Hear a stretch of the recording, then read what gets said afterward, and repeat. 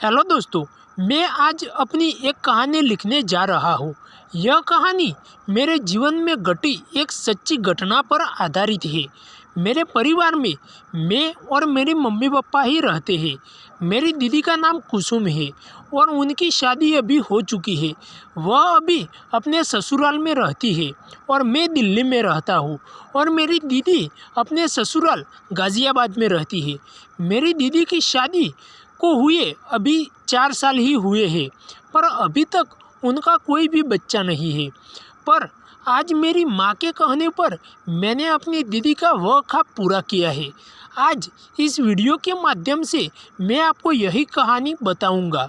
आपको यह थोड़ा अटपटा तो लगेगा, लेकिन यह बिल्कुल सच है। मेरा नाम है रमेश और मैं अभी पढ़ाई कर रहा हूँ। घर में मम्मी पापा दोनों जॉब करते हैं। एक दिन की बात है, रात को मेरी दीदी का कॉल आता है। मेरी मम्मी ने 1 घंटे तक मेरी दीदी से बात की। दीदी के फ़ोन रखते ही मेरी मम्मी जो रोने लगती है। उस वक्त मुझे कुछ भी समझ में नहीं आ रहा था। मेरी मम्मी मेरे पापा को अपने कमरे में ले जाती है और सारी बात बताती है। मैं तो घबराया हुआ वह सब देख रहा था। थोड़ी देर बाद मेरी मम्मी मेरे पास आकर बोलती है कि कल सुबह तुझे अपनी दीदी के घर जाना है, उसको यहाँ से ले आना है। दूसरे दिन मैं शाम को दीदी को लेकर घर आता हूँ। दोस्तों, आज मैं आपको अपनी दीदी के बारे में आपको कुछ बता देता हूँ। मेरी दीदी जो दिखने में बहुत ही ज़्यादा खूबसूरत है, वह इतनी खूबसूरत दिखती है कि कोई भी आदमी उसे पसंद करने लगेगा। मैंने भी कई बार उनके बारे में सोचकर अपने हाथों का इस्तेमाल किया था।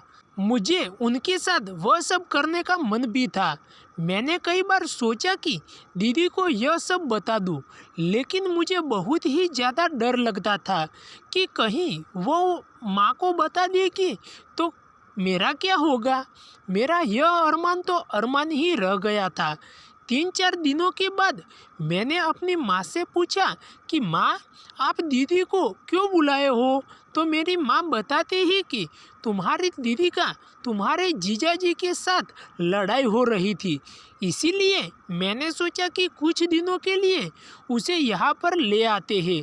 मैंने कहा ठीक है माँ, जैसा आपको ठीक लगा। कुछ दिनों के बाद मेरी माँ मुझे एक पार्क में ले जाती है और मुझे कहने लगी कि देख बेटा, तुम्हारे पापा आज घर पर नहीं है, इसीलिए तुमसे एक बात कर रही हूँ। यह घर की इज्जत है, उसे घर में ही रखना। इस काम को करने में तुम्हारे पापा को कुछ भी पता चलना नहीं चाहिए। मैंने अपनी माँ से पूछा कि माँ, ऐसी कौन सी बात है जो आप कह रहे हो? तो मेरी माँ ने मुझे बताती है कि मुझे कुसुम ने बताया है कि वह अपने पति से कभी भी मां नहीं बन सकती।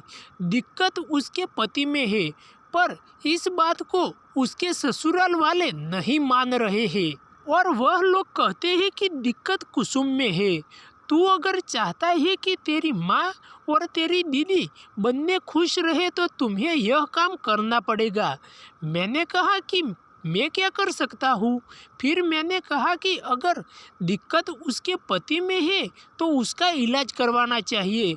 तो मेरी माँ कहती है कि वह इलाज नहीं करवाना चाहता, वह तेरी बहन की सौतन लाना चाहता है। तो मैंने कहा माँ, वह भी हो सकता है कि दिक्कत दीदी में हो।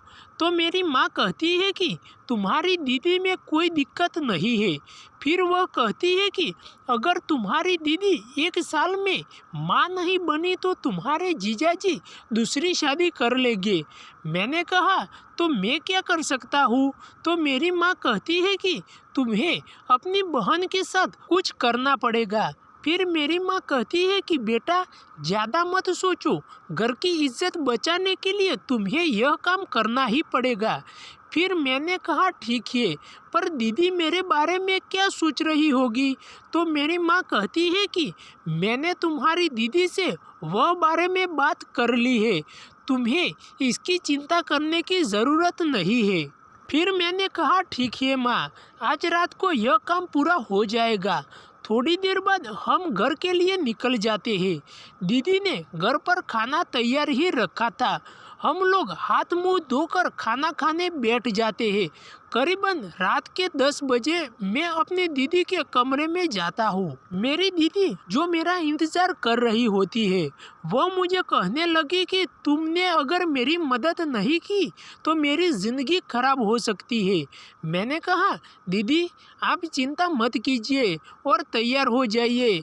मेरी दीदी मुझे कहने लगी कि मैं तो तैयार ही हूँ, बस तुम मेरी इज्जत रख लो। फिर मैंने दीदी को घोड़े पर बिठाया। घोड़े के धक्के से दीदी उछलने लगती है और उनके पसीने भी छूटने लगे। सारी रात दीदी घोड़े पर सवार रही और अगले ही दिन सुबह दीदी वॉमिटिंग करने लगती है। मुझे पता चल गया था कि अब दीदी का ख्वाब पूरा होने वाला है।